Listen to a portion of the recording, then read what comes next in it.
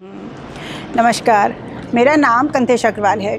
आपको मेरे वीडियोस पसंद आ रहे हैं तो उसे लाइक, कमेंट एंड सब्सक्राइब करिए।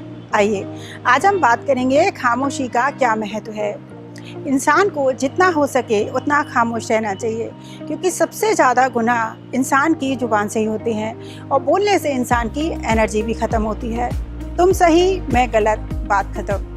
इंसान को अपनी ज़िंदगी की तुलना कभी किसी से नहीं करनी चाहिए। आप जैसे भी हैं, परमात्मा ने आपको बड़े प्यार से बनाया है। किसी से तुलना करने में भी इंसान की एनर्जी ख़त्म होती है। सूरज और चाँद में कोई भी समानता नहीं, लेकिन दोनों अपने अपने समय पर चमकते हैं। युग युगांतर से यही विधान है, ज़िंदगी ही समस्या और ज़िंदगी ही निदान है। इंसान कई बार ज़िंदगी की उलझनों से परेशान होकर भागता है, लेकिन यदि ज़िंदगी उलझन देती है तो सुलझाती भी ज़िंदगी है।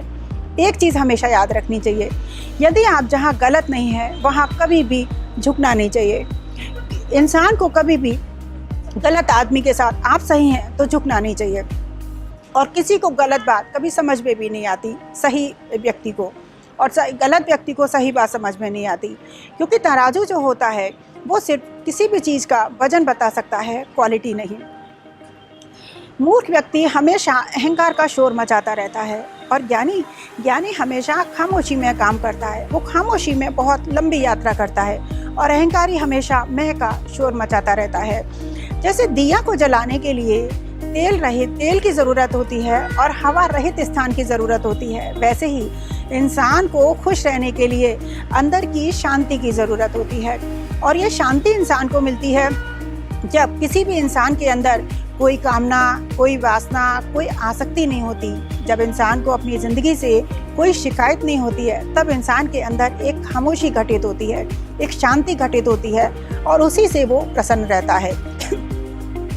इंसान ज़िंदगी में ना तो कुछ लेकर आता है, ना कुछ लेकर जाता है। ना बच्चे लेकर आए तुम, ना बच्चे लेकर जाओगे। ये जो बीच में माया का खेल है, उसी में उलझकर इंसान हजार तरह के पाप करके और हजारों जन्मों के लिए कर्म बनाता रहता है। आप कभी भी किसी ऐसे रिश्तेदार के साथ जाते हैं जो बहुत अहंकारी होता है, तो उसकी आप बातें देखिए, उसकी बातें बहुत ही निम्न कोटि की होती हैं। उसको, ज्ञानी को कभी भी निम्न कोटि की बातें पसंद नहीं आती, अज्ञानी को भी ज्ञानी की बातें समझ में नहीं आती, और इन दोनों का फ़र्क ज़मीन और आसमान, इतना बड़ा अंतर होता है जिस अंतर को किसी भी तरीके से भरा नहीं जा सकता। आप यदि ये सोचें कि आपको कभी कोई दूसरा व्यक्ति खुश करेगा, तो ये कभी नहीं हो सकता। दूसरा व्यक्ति खुश करेगा, ये ऐसी है जैसे आप सोचें आप बाज़ार जा रहे हैं, कोई खिलौना लाएंगे और वो आपको खुश कर देगा। नहीं, वो खिलौना छूट भी सकता है और वो खिलौना टूट भी सकता है। इसलिए इंसान को अपनी खुशी अपने अंदर अपनी आत्मा का रस में और अपनी खामोशी में ही तलाशना चाहिए।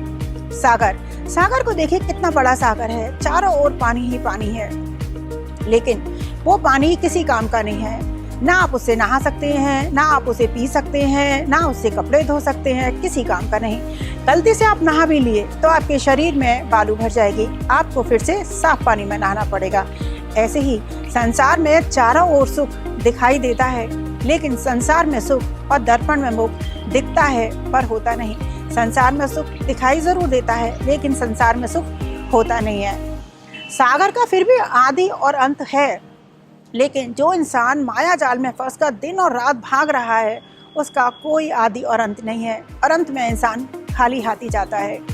एक बार कुम्हार से एक मिट्टी ने कहा कि मुझे कुछ कीमती बना दो, मैं अपनी कीमत बहुत बढ़ाना चाहती हूँ।